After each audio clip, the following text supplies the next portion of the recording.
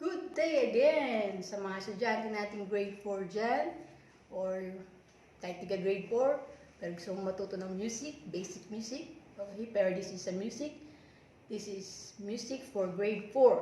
Yeah. So meron tayong Facebook page na pwede mong i-follow. You can follow my Facebook page or you can follow the music for grade 4 Facebook page. Yan. Diyan ipopost ko yung mga image module. Image o picture module. Yan. So, yung mga ginamit ko sa vlog ko na picture, yun, popost ko doon. Recall lang muna bago tayo mag-move sa panibagong topic. Yung kahapon natin ay is about rhythm. Diba?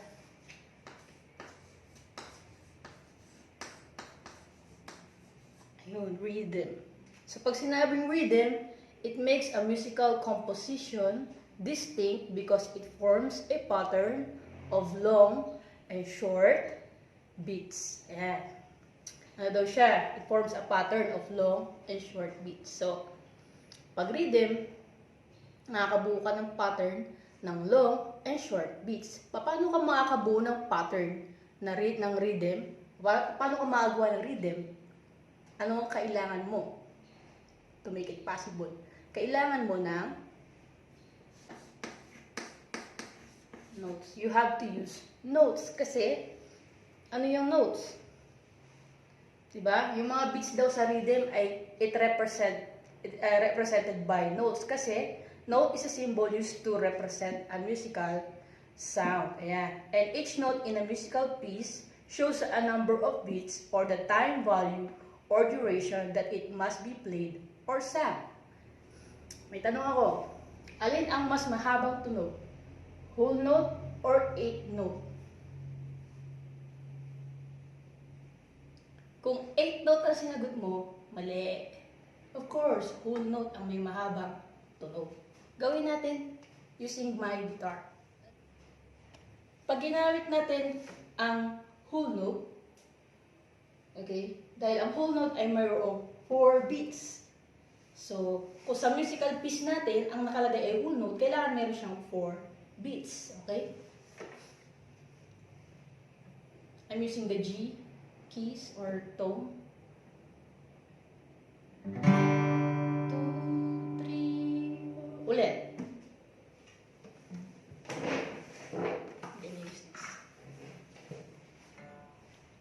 Ready? 1, 2, 3, 4, stop. Pero pag 8th note ang ginamit natin, dahil half beat lang siya, ganun lang siya. Okay? So, madali lang. Madali lang, di ba? Yes, yeah. Each note in a musical piece shows a number of beats or the time value. Number of beats or time value or duration that it must be played or sung. Sabihin duration, gaano katagal, gaano kahaba, or gaano kaisi, gaano ka short, or kaisi nga. So yan, madali lang intindihan. Nakakita kayo ng note and remember their symbol because lalo na kapag sa musical piece nga na sinasabi, ito lang yung nakasulat, yung mga symbol, hindi yung name ng ating note, kundi yung symbol. So ito yung language ng isang musical composition.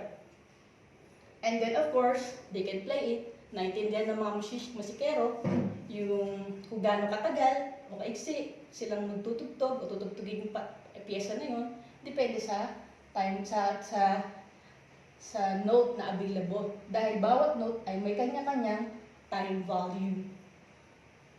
Diba? Ang whole note ay mayroong 4 beats. So kung halimbawa nagigitara siya at ito yung nasa kanyang musical composition, okay? Yung whole note, kailangan niya ng 4 beats. So, ito siya. 2, 3, 4, stop. Pagka half note naman, 2 beats, di ba? Pag half note, meron siyang 2 beats. So, ganito siya. 1, 2. Okay? Pag quarter note naman, meron siyang 1 beat. 1. Kapag 8th note naman, meron siyang half beat. Nakukuha? Madali lang. Diba? Madali lang, diba? So, pag ginamit na lang Pag kamay naman, sa kamay naman, so, sa kamay, ganito siya. 1, 2, 3, 4. Sa, yung whole note yun na, whole note. Then, half note naman sa kamay. 1, 2. Okay? Quarter note naman sa kamay. 1. Eighth note naman sa kamay. Ganun lang siya. Hindi, isa lang. Ayun. Dahil isa lang yung available na note. Yan. So, kung halimbawa gagawa tayo ng sarili natin rhythm, for example, we will make our own rhythm. Pag grade 4 pa lang to, pero pwede na pang grade 5, di ba? For example, gagawa tayo ng sarili natin rhythm. Anong note ito? Nakikita ba?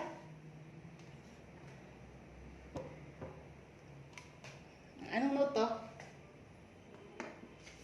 Note? Quarter? Note. So, ang quarter note ay mayroong 1 beat. So, 1 beat. Tandaan, meron siyang 1 beat. Okay? How about ito? Anong note siya? What kind of note is this? Half note. So, pag half note, meron siyang ilang beat? 2 beats. So, 2 beats. Tandaan mo, 2 beats.